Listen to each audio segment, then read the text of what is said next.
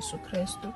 Onibingelelayo uLady Bishop Msibi from ibandla le-Burning Fire of God under i-leadership ka-Archbishop Titi Mhlungu.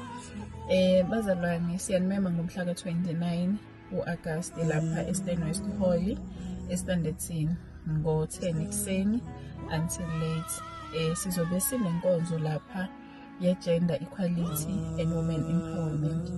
Actually this event more based ku-GBV, kodwa-ke inhloso yethu ukuyothi break the silence and build the future healing.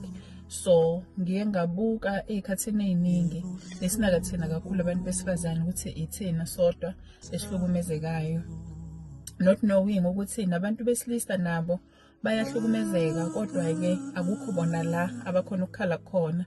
That's when sengibuka ukuthi asiba-accommodate nabo, isiyozwa ukuthi ukukhala kwabo kona kuyini, nabo bahlukumezeka kuphi, ngoba sigcina sesilezimo lezo ukuthi bagcine sebecommit ama-society ngoba kungekho la bamamelwa khona, ngoba kungekho la bakhala khona, ney'ngane kanjalo. So wonke umuntu wamukelekile lapha, ngisho ubaba, ubhuti, umkhulu, ugogo, umama, usisi, ingane encane, ukuthi siyozwa ukuthi uNkulunkulu sibizeleni. Sizobe sinezikhulumi zethu-ke lapha ngokuhlukana. Sizobe sinesikhulumi sokuhlukumezeka emotional and physically, depression. Sibe nesikhulumi esiyokhuluma for ama-disability.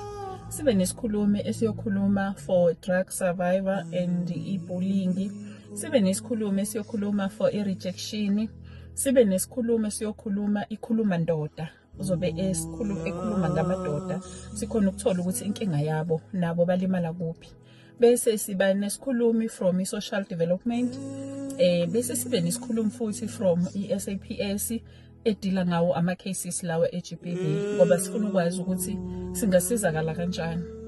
So ungaliyeki lethuba leli, kona kungabukeka nje kuyinto mhlawumbe enganakekile, kodwa-ke mhlawumbe ithuba lakho lokuthi uyolapheka entweni okade uphila nayo and ikulimaza ungakhona ukudlula kuyo. So siyanimema-ke ngeSaturday u-29 u-Agasti. Actually inkonzo sithe izoqala ngo-9, senzela ukuthi ukufika kwabantu akube u-9 and then ngo-10 iprogram yethu isiyaqala-ke. Ngiyathemba ukuthi nizophuma ngobuningi benu ukuze nje sizolalela uNkulunkulu ukuthi usibizeleni, ngoba akusiyona mhlambe inhloso yethu ukuthi akwenzeke lokhu ukuthi sisizakala kuphi.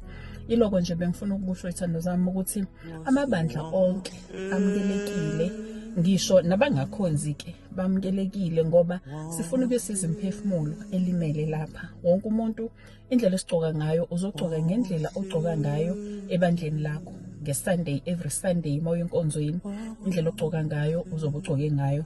Mangikuthi futhi nigcoka uprivate, uzobe ugcoka uprivate. Asikhethile-ke ukuthi uzayoni kuphela, kodwa nje wonke amabandla amukelekile lapha. Siyafisa nje ukuthi uNkulunkulu anisize niseza ngendlela ukuze sibone ukuthi le nkonzo le isiphathele ini. uNkulunkulu uyanithanda futhi ikhona inhloso anayo ngani nangale nkonzo sizoba nayo. Yilokho nje bengifuna ukuyindlulisa ngane zakwethu ukuthi hayi, simenyiwe ngomgcibelo ayidibane khona. Sizosho nje sithi breaking the silence, building a future healing.